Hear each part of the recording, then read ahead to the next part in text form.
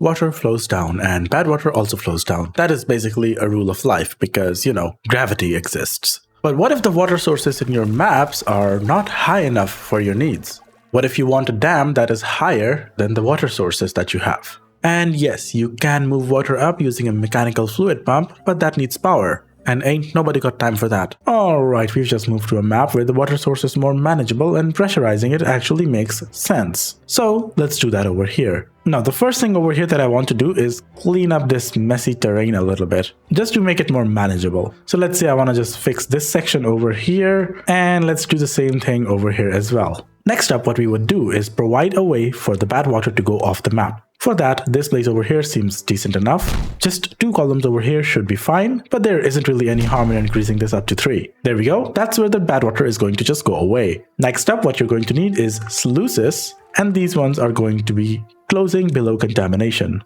so that the fresh water doesn't actually go off the map. Now, just to keep things really easy to understand, I'm going to make some more room over here, but it is possible to do this without the extra room. So what exactly do we want to accomplish over here? We want the bad water to go away, we want the fresh water to, stay over here and actually just collect over here as high as we want. So the next thing we need is a path where only fresh water can cross. So this is going to be that. While those sluices back there close below contamination, these ones are going to be closing above contamination. Now let's just make some levees around this place to close everything else off and make sure that this actually works properly, which it does seem like it's working properly, so let's move on. Now here is the problem. Basically, if I close this place off, right, the water basically starts filling up, and now when there's a bad tide, all of this water is going to get contaminated. We basically need to lock this place up so that the water that's inside here, which is sometimes going to be mixed with bad water or sometimes it's just going to be the bad tide water, doesn't actually come outside. Now overhangs seem like a good idea, but you can't place them right away. First you need to make some platforms over here, and then you need to basically make your overhangs. On top of the overhangs you need to make your impermeable floors, and then you need to surround all of this with levees, just like that. And now, if I close this place up, you can see that water basically only flows through these sluices over here. Oh, and I completely forgot to uncheck this. Yeah, there you go. Now all the water explodes outward. Oh, it's a good thing I messed this up, we can talk about it now. These water sources basically act as a vertical wall, so any water on this block cannot actually escape outward from this edge. However, water on the block over here can escape outward because there is no water source underneath it. Anyway, let's actually pressurize this and take it up now. What we're going to do is we're basically going to make another wall of levees, just like that, and close this off over here as well. And as you can see, the water level rised up. If we do this once more, it's gonna rise up once more. And we can basically keep doing this without any limits. The higher you take it, the higher the water will go. And let's just make sure that we can take it all the way up now. However, there is one tiny little detail that you need to pay attention to that I completely missed. Down over here is obviously the path that I want the water to take and go into the rest of my colony. You basically need to make sluices over there and tell them to close above a certain height. Whatever height you want the water over here to be at. And then you can build your levees on top of those sluice gates. Now there's going to be plenty of situations where you don't actually want a lot of water downstream. You want just enough so that it irrigates everything and then just, doesn't do anything else. In that case, you can set it to a low number like 0.3.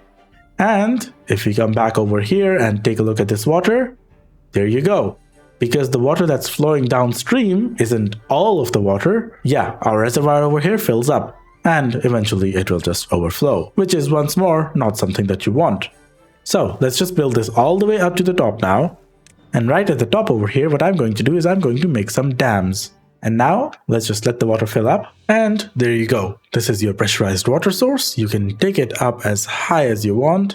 And that's basically it, by the way. But what exactly do people use this for? Why do people use this? Well, it has a few benefits. But before we talk about them, you might be curious, how on earth do you build this without using dev tools? Because your beavers need to, actually be able to reach the blocks to build it. Well, that's a good reason for you to subscribe so you don't miss that video. I'm actually gonna cover that. Now let's talk about the benefits of this. The first and the most important benefit you have already seen.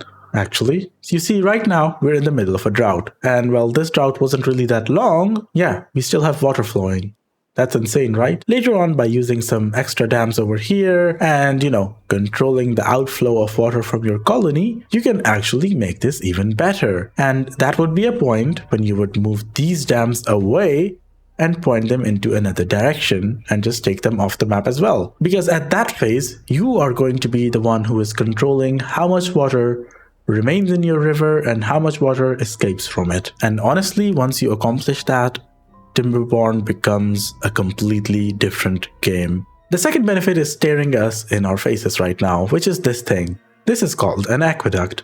People like aqueducts. People want to make aqueducts. But in order to make an aqueduct, you need a water source that is really high so that you can take it wherever you want in your colony. And if I'm being honest, that is exactly what a really tall, high dam lets you accomplish. Because, well, you're pretty much at the world limit. You cannot build higher than this. There is, of course, another reason I use a dam like this. Let me go to my diorama run. This is my current playthrough. We are playing diorama on hard mode. And if we come over here, yeah, these are the two water sources on diorama. That is the outlet for the bad tides. This is the filter for the fresh water.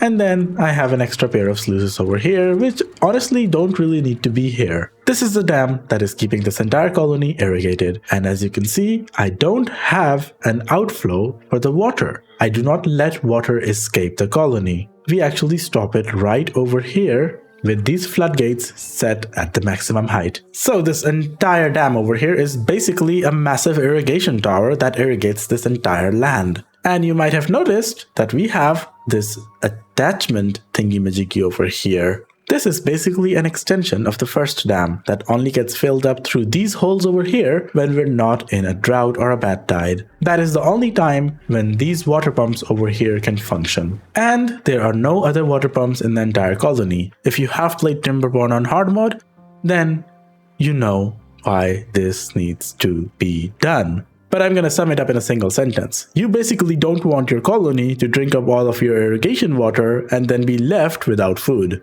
Because the droughts and the bad tides can last for 30 days. There is going to be a link right now on the screen where you can watch this playthrough if you want. There is a lot of stuff we need to still do over here. Thank you for watching. I will see you guys next time on Timberborn.